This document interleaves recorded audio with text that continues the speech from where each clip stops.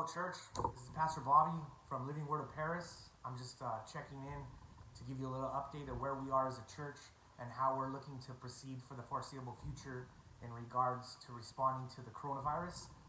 We will be going live for both our midweek as well as our Sunday morning services for the foreseeable future.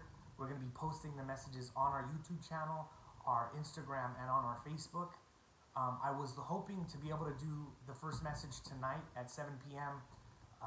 For our midweek service as we go through the book of Revelation, but I'm late to this YouTube thing, and so it takes 24 hours for them to set up your account. So I'm hoping I can post this as well as the message that I'm going to do right after I post this, and so we're going to be doing that.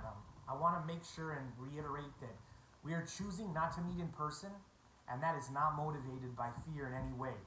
We want to make sure that we're doing our best to be responsible, caring, and loving members of our community, and make sure that we're caring for those who are the most vulnerable among us.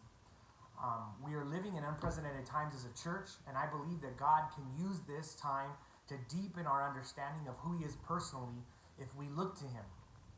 We can do one of two things as a church. Either we can redeem the time that we have and separate ourselves and really seek the face of God and take ownership of our spiritual life, or we can waste the time with mindless distractions and ignore our spirit man. As leaders in our homes, this is a test to see if we will step up and lead our family in spiritual matters, or leave them wanting because we're either too lazy or we don't want to shoulder the responsibility. It's time for men and women of God to lead our homes in worship, prayer, and Bible study. This is a great opportunity to establish the presence of God in our homes. I encourage you, before we go into our midweek and Sunday morning services, before you get on the on the computer or on your phone and go live, that you shut off your TVs, that you gather your family, that you get in a time of prayer and you get in a time of worship, so that as the message comes forth, that we receive it in the Spirit, and that way, even after the message, you can discuss it with your families. I think too many times we've become too comfortable with allowing the Sunday message to be the only day that you make provision for your soul, and God desires that we should meet with Him daily and have communion with Him daily. So it's time for the church to wake up and take ownership of your family's spiritual well-being.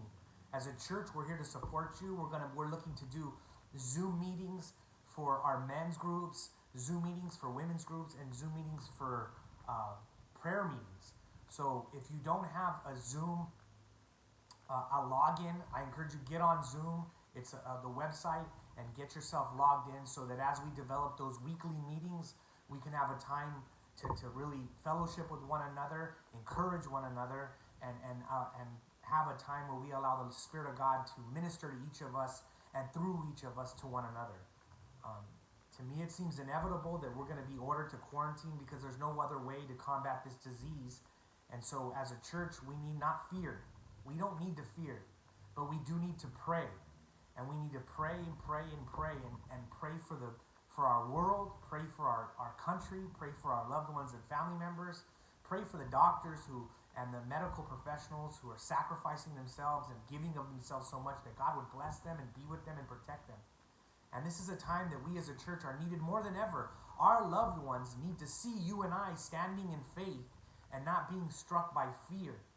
We need to be that person who they can turn to in times like this to really get a hold of the Lord and seek the face of God. But it must be authentic faith from a people who have been in the presence of God and can help others usher themselves into it as well. Thank you, church, for tuning in. The message should be getting posted up here shortly, and I just want to say I love you guys, and I know that God is going to work in the midst of all this. He says what He turns everything for His honor and glory. So we're believing God to do a good work even in this time. We're praying for you. Pray for us. And if there's anything that's needed, you know how to get a hold of me. My number's right there on the poster up there. Okay? I'll talk to you guys later. God bless.